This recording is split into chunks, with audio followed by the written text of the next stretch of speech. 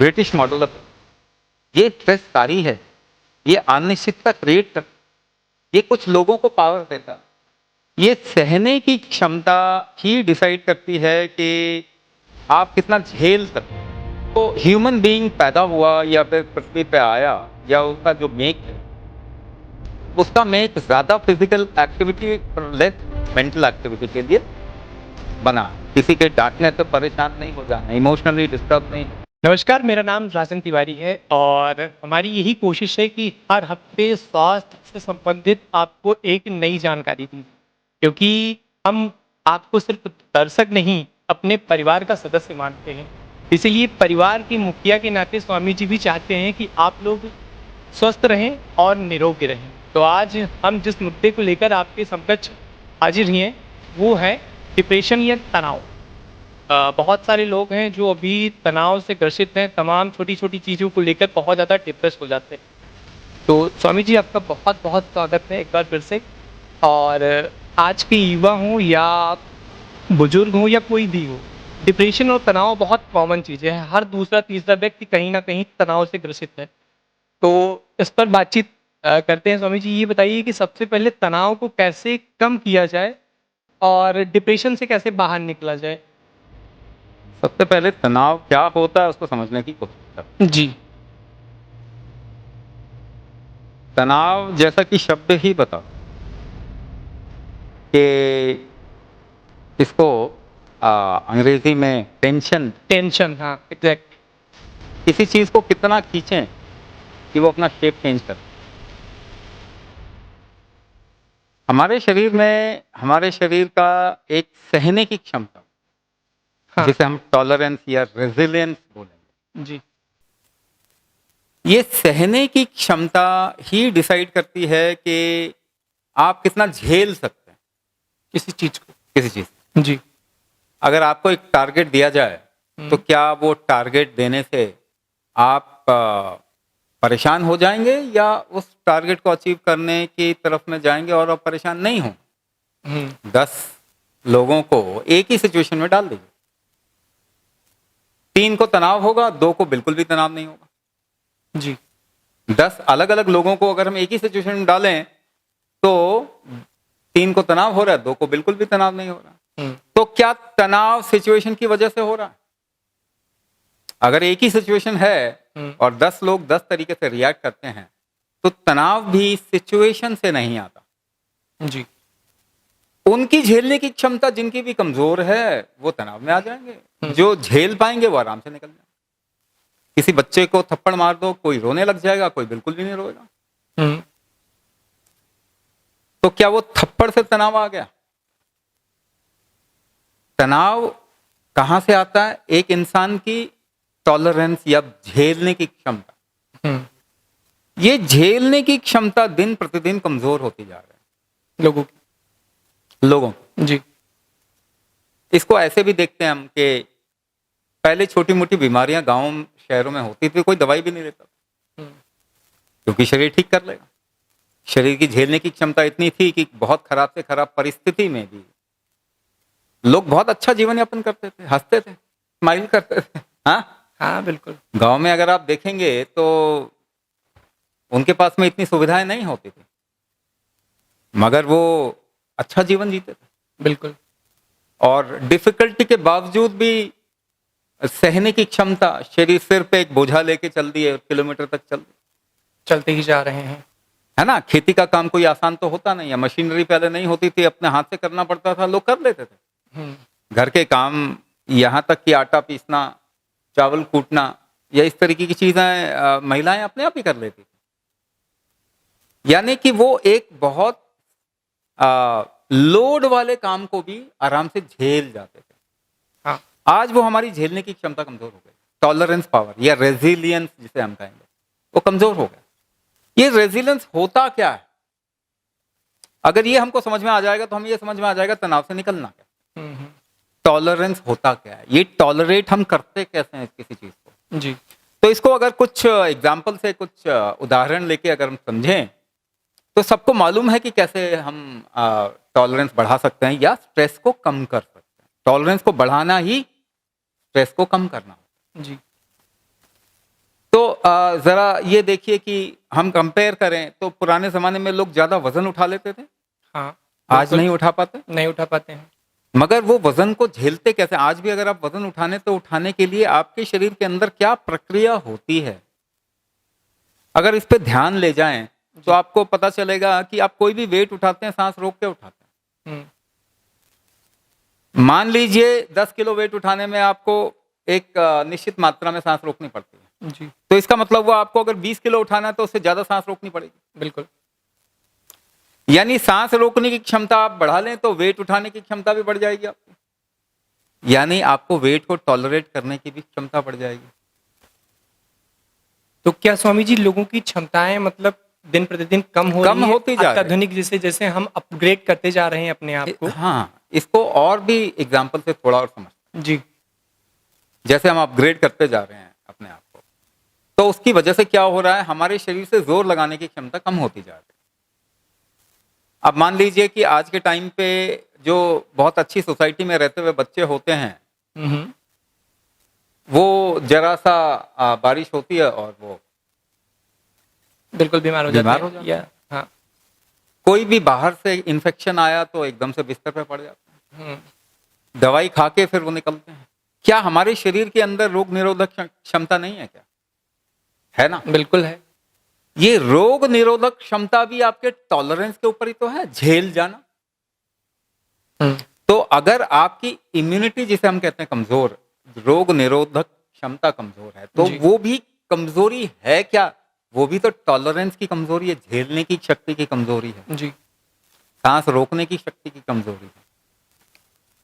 अब देखिए कि एक कमजोर इंसान होता है, उसको आप धक्का दो फट से गिर जाएगा, एक बिल्कुल मजबूत गिर इंसान पकड़ के रखे। हाँ, अगर आप उसे अपनी तरफ में खींचना चाहते हैं, कमजोर इंसान को खींच जाएगा, एक मजबूत इंसान आपको खींच लेगा अपनी तरफ में। तो खींचते कैसे हैं? खींचना भी तो टॉलरेट करने की क्षमता है, बिल्कुल। या फिर अड़े रहना, खड़े रहना, बैलेंस बना के रखना, जरा से हवा के झोंके से गिर नहीं जाना, किसी के धक्का देने से गिर नहीं जाना, बिल्कुल, किसी के डांटने से परेशान नहीं हो जाना, इमोशनली डिस्टर्ब नहीं हो जाना। ये भी अगर आप देखें और भीतरी तौर पे देखें तो आप सांस रोक के ही अड़ते हैं या खींचते हैं या धक्का देते हैं। तो मूलभूत रूप से तो कुंभक की शक्ति कमजोर हो गई ह्यूमैनिटी की। अगर आप दो जनरेशन पहले की बात करें और आज की जनरेशन में देखें तो इम्यूनिटी कमजोर हो गई है क्योंकि सांस रोकने की क्षमता कमजोर है, वजन नहीं उठा पा रहे क्योंकि सांस रोकने की क्षमता कमजोर है, बैलेंस नहीं बना पा रहे क्योंकि सांस रोकने की क्षमता कमजोर है। तो कोई भी प्रेशर आएगा तो बहुत जल्दी दब जाएंगे या परेशान हो जाएंगे क्योंकि शरीर में जान नहीं है, जोर लगाने की क्षमता नहीं। तो कोई टारगेट अचीव करने की बात आ जाएगी तो एकदम से परेशान हो जाएंगे क्योंकि उनके अंदर वो टॉलरेंस ही नहीं है, या फिर कह लीजिए जोर लगाने की क्षमता ही नहीं है, उनको लगता पता नहीं क्या हो जाए। तो ऐसे में इंसान कमजोर हो जाता है धीरे धीरे करके। वीकनेस एक कॉमन चीज है जो अक्रॉस अलग अलग बीमारियों में आप देखते हैं, चाहे डायबिटीज हो, ब्लड प्रेशर हो, हार्ट डिजीज हो, थायराइड हो, ऑटोइम्यून डिसऑर्डर हो। वीकनेस एक ऐसी चीज है जो कि सब जगह पे कॉमन है और वीकनेस का कोरिलेशन कुंभक के साथ सीधा सीधा है। कुंभक करेंगे तो टॉलरेंस बढ़ेगा, उसके बाद में आप देखेंगे स्ट्रेस लेवल कम हो जाएंगे, गारंटीड।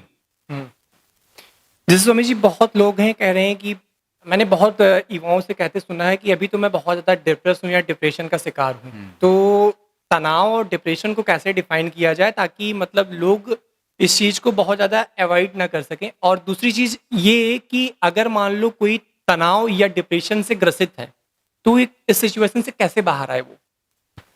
यही जोर लगाने की क्षमता अलग अलग कैटेगरी ले लेती है, हाँ, नियम ले लेती है। जैसे अपने को भारी करने की क्षमता, अपने को उठाने की क्षमता, हल्का करने की क्षमता, है ना, दाएं बाएं रोटेट करने की क्षमता, टॉर्क जी, वाला पार्ट, है ना। तो उसी तनाव का ही एक पार्ट है जिसे हम कहते हैं कि अपने को उठा नहीं पाना, हल्का नहीं महसूस कर पाना, भारीपन रहना, यानी आपके शरीर में उठाने की क्षमता कम है, कम है। इसे उदान शक्ति कहते हैं। यही जोर लगाने का ही उसी में से एक नियम है कि अपने को उठा पाना, जोर लगा के उठा पाना। उठाते कैसे हैं? जोर लगा के ही उठाते हैं। अगर आप कूदना चाहें तो आपको सांस रोक के फिर कूदना पड़ेगा ना। हाँ, अगर आप हल्के महसूस करते हैं तभी खुश महसूस करते हैं, भारी महसूस करेंगे तो आपको ना तो कोई काम करने का मन करेगा, और लेथार्जी या प्रोक्रेस्टिनेशन जिसे हम कहते हैं, आपको लगे कोई इच्छा ही नहीं होगी कुछ करने की, अपने शरीर को उठा के कुछ काम करने की इच्छा नहीं, एंथुजियाज्म नहीं होगा कि जीवन में कुछ करें। तो डिप्रेशन जो जिसे हम बेसिकली कह रहे हैं, ये उदान शक्ति की कमजोरी आ गई। वो भी एक तरीके की जोर लगाने की क्षमता ही है। तो इससे अब देखिए, ये स्ट्रेस का एक पार्ट आ गया जहां पे हम डिप्रेशन फील कर रहे हैं। तो अगर एक इंसान शारीरिक रूप से भारी महसूस करेगा तो उसका सबसे भार किस जगह पे सबसे पहले जाएगा? रीढ़ की हड्डी पे। तो रीढ़ की हड्डी पे अगर उसका भार जा रहा है तो नीचे की तरफ में लंबर रीजन जिसे हम कहते हैं वहां पे पेन आएगा, या फिर जो सर्वाइकल रीजन है वहां पे पेन आएगा। ये प्रॉब्लम दुनिया में बढ़ रही है। रीढ़ की हड्डी की कमजोरी अगर देखा जाए 2 जनरेशन और आज की 3 जनरेशन के अंदर हमारी रीढ़ की हड्डी बहुत कमजोर हो चुकी है। स्लिप डिस्क हो गया, बैक पेन हो गया, ये सब बहुत कॉमन हो गया, बच्चों में भी हो रहा है आज के टाइम पे। तो ये भी डिप्रेशन की ही एक निशानी है, जहां पे उदान शक्ति, अपने शरीर को उठाने की जो शक्ति है वो कमजोर हो गई है। मगर उठाते भी हैं, जैसे मैंने एग्जांपल दिया था कि आप सांस रोक के जंप लोगे, मूलभूत रूप से कुंभक शक्ति कमजोर है। अच्छा, तो स्वामी जी मान लो अगर कोई इससे ग्रसित है और वो कुंभक का कोई एक विधि करना चाहता है जिससे कि मान लो वो डिप्रेशन या तनाव से बाहर निकल सके, तो उसके लिए क्या सही रहेगा, कहाँ से शुरू करे, इसके बारे में थोड़ा सा देखिए, बहुत सिंपल सी विधि मैं दूंगा, कुछ बहुत टिपिकल नहीं दे सकते क्योंकि जी। उसके लिए पहले जो व्यक्ति है उसको डायग्नोसिस करना पड़ा पूरा कि क्यों ऐसा हाँ, है, कि क्या कौन सी रीजन है, शक्ति कैसे, कमजोर। बिल्कुल लेकिन सिंपल तरीके से मैं आपको बताऊं, इसमें 2 चीजें हमेशा याद रखिए। एक तो आपके शरीर का में जो बाहर जाती हुई चीज है उसको आराम से बाहर जाना चाहिए, यानी आपका डिटॉक्स फैक्टर मजबूत होना चाहिए, पेट साफ होना चाहिए सामान्य विधि में। अगर कोई डिप्रेशन का शिकार है तो उसको सबसे पहली चीज क्या करना चाहिए? अपना पेट साफ करना। उसके लिए वो अलग अलग तरीके के आयुर्वेदिक उपाय कर सकते हैं, एनीमा तक करवा सकते हैं, मेडिकेटेड एनीमा। मगर विरेचन गोलिका बड़ी आसानी से मिल जाती है, या बहुत ही क्रॉनिक डिप्रेशन है, बहुत ही लंबे समय से है, इच्छा भेदी रस काम कर जाएगी। हरित की हरड़ 1 चम्मच रात में गुनगुने पानी के साथ में ले लीजिए। ये कैस्टर ऑयल, एरंड का तेल 1 चम्मच आधा कप दूध के साथ में लें। ऐसा 3 दिन हफ्ते में करें जब तक कि पेट साफ होना नहीं शुरू होता है। खाली पेट में थोड़ा घी लेना, इससे भी आपका पेट का लुब्रिकेशन और सफाई शुरू हो जाती है। बट एक्सलेशन स्ट्रांग होना चाहिए आपका, यानी आपके शरीर में आराम करने की शक्ति ज्यादा होनी चाहिए जी। इससे डिटॉक्स बढ़ जाएगा। दूसरा पार्ट जो हम कर सकते हैं वो है कि ऊपर उठाने की ऊर्जा जो ऊपर उठ रही है उसको थोड़ा सा हम सपोर्ट दे देंगे तो डिप्रेशन के इंसान जो है उससे निकल सकते हैं। इसके लिए फिजिकल एक्टिविटी करना जरूरी है। कोई भी फिजिकल एक्टिविटी, एक्सरसाइज करिए, योगा करिए, कोई भी व्यायाम कहते हैं, एरोबिक्स करिए, स्विमिंग करिए, स्पोर्ट्स खेलिए, वॉकिंग कीजिए, थोड़ा ब्रिस्क वॉकिंग कीजिए, है ना, स्किपिंग कीजिए, ऐसी कोई भी चीज जिसमें एक्टिविटी इन्वॉल्व है वो करने की जरूरत है। और इसके साथ में एक और चीज कर सकते हैं, इसे विपरीत करनी कहेंगे, यानी कि पांव ऊपर सिर नीचे करके 40 मिनट, पौना घंटा, 1 घंटा ऐसा लेटना। यानी पांव के नीचे 3 तकिया लगाओ, कमर के नीचे 2 तकिया लगाओ, सिर नीचे जाएगा, स्लांट आ जाएगा, तकरीबन 20 से 30 डिग्री का स्लांट आ जाएगा, पांव ऊपर सिर नीचे। तो उससे भी आप देखेंगे कि तनाव आपके जीवन में धीरे धीरे कम होने लग जाएगा। लेकिन कुंभक, अगर आप स्पेसिफिकली कुंभक करते हैं तो ये बड़ी आसानी से ये चीज निकल जाती है। अच्छा स्वामी जी, एक चीज़ मैंने और देखी है कि जो लोग तनाव या डिप्रेशन के शिकार होते हैं वो नेट पे कुछ भी सर्च करते हैं, उनको वो सिम्टम्स उनके अंदर दिखने लगते हैं। तो कहीं ना कहीं ये तनाव या डिप्रेशन का जो थोड़ा सा भी अगर देखा जाए तो कहीं ये जो हमारी आधुनिक तकनीक है या मोबाइल है या इसको हम ज़्यादा यूज़ कर रहे हैं, तो ये भी कारण हो सकता है ऐसा कुछ? बहुत सारे कारण हो सकते हैं, उनमें से ये भी कारण हो सकता है। अब जो ह्यूमन बीइंग पैदा हुआ या फिर पृथ्वी पे आया, या उसका जो मेक है, उसका मेक ज्यादा फिजिकल एक्टिविटी और लेस मेंटल एक्टिविटी के लिए बना है। और अपने को नियमित भी उसी आधार पे करना चाहिए कि मेंटल एक्टिविटी अगर ज्यादा है, आपके मानसिक एक्टिविटी ज्यादा करते हैं अगर आप, तो आपका भोजन कैसा होना चाहिए, आपको कैसे बैठना है, क्या आप करें कि आपके शरीर में भी कम से कम वो चीज जो जरूरी है वो काम होता रहे। तो भारतीय परंपरा में ये चीज हमने देखी गई थी और कैटेगराइज किया था लोगों को। कुछ पढ़ाने वाले लोग होते थे जो फिजिकल एक्टिविटी कम करते थे, कुछ मजदूर लोग होते थे जो फिजिकल एक्टिविटी ज्यादा करते थे। हाँ। मगर मूलभूत रूप से मानव शरीर फिजिकल एक्टिविटी ज्यादा और मेंटल एक्टिविटी उससे कम के लिए डिजाइन हुआ। आज के समय में हम लिविंग बीइंग की जगह थिंकिंग बीइंग बन गए हैं। एग्जैक्टली, बिल्कुल हम सही कह रहे सोच हैं। से ज्यादा है, काम कम करते हैं। शरीर का इस्तेमाल कम होता जा रहा है, माइंड का इस्तेमाल ज्यादा होता जा रहा है। ऐसी स्थिति में अगर आप ये बैलेंस क्रिएट नहीं करें, मोबाइल में आप फिजिकल एक्टिविटी तो करते नहीं, स्क्रीन बिल्कुल टाइम नहीं। जब भी दिया जाता है तो आप बैठ भी ऐसे रहें ताकि आपके बैठने को सपोर्ट मिल जाए। लोग लेट के मोबाइल देख रहे हैं या लाउंज करके मोबाइल देख रहे हैं या बीन बैक पे देख रहे हैं। शरीर की स्थिति का हमें ज्यादा ख्याल नहीं रहता। जी। हमारे देश की परंपरा में बड़े बुजुर्ग हमेशा कहते थे सीधे बैठो, सीधे बैठो, सीधे बैठो। हमारे देश में लाउंजिंग और बैक रेस्ट वाले चेयर का चलन नहीं था, क्योंकि उससे रीढ़ की हड्डी मजबूत बनती। रीढ़ की हड्डी जितनी मजबूत होगी, जितना हम सीधे बैठेंगे, हार्ड चीज पे बैठेंगे, उतना हमारी उदान शक्ति अच्छी होती है, यानी अपने शरीर को उठाने की शक्ति अच्छी होती है। और उस वजह से डिप्रेशन आने के चांसेस बहुत कम हो जाते हैं। मगर मॉडर्न लाइफस्टाइल जिसे हम कह रहे हैं, वो डिप्रेशन, एंजाइटी और स्ट्रेस उसको बढ़ा ही रहा है, उसको हेल्प नहीं कर रहा। तो बैलेंसिंग की जरूरत है। इस वक्त जरूरत है शरीर को मजबूत किया जाए। हम ये तो नहीं कह सकते कि आप मोबाइल यूज नहीं करें, स्क्रीन यूज नहीं करें, क्योंकि टेक्नोलॉजी का इस्तेमाल भी जरूरी है, बिल्कुल जरूरी है। लेकिन अपने को इस लायक बनाएं कि टेक्नोलॉजी से हमारा नुकसान नहीं हो। टेक्नोलॉजी का मतलब यूज ऐसे करें कि आप उसको अपने हिसाब से यूज करें। बहुत ज्यादा यूज किसी का भी थोड़ा खतरनाक होता है। तो स्वामी जी, लास्ट सवाल यही कि अगर मान लो कोई युवा है और वो अपने कैरियर या इन सब चीजों को लेकर भ्रमित है और इसमें डिप्रेस्ड है, तो उसको कुछ आप मूल मंत्र बता दीजिए चलते चलते, ताकि वो अपने ट्रैक पे आ जाए या सफलता की तरफ अग्रसर हो जाए। तो कुछ अगर आप उसको बताना चाहें। दो चीजें पहले हमको समझने की जरूरत है। एक चीज होती है स्ट्रेस और दूसरा पार्ट होता है एंजाइटी। हाँ।